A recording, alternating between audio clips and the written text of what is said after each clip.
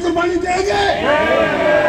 एक दफा फिर इमरान के लिए, पाकिस्तान के लिए अगर आपको जान माल की कुर्बानी देना पड़ी तो आप देंगे। जिस तरह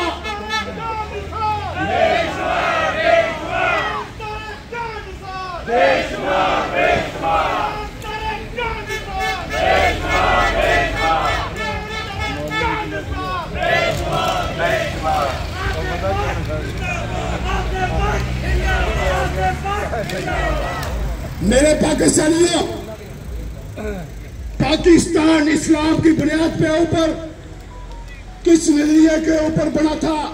पाकिस्तान का मतलब क्या? कायद आज़म की शक्ल में वो दोबारा वो लीडर कायद आज़म की शक्ल में आपके सामने इमरान मौजूद है। वो क्या बात करता है? ला इलाहा इल्लल्लाह की बात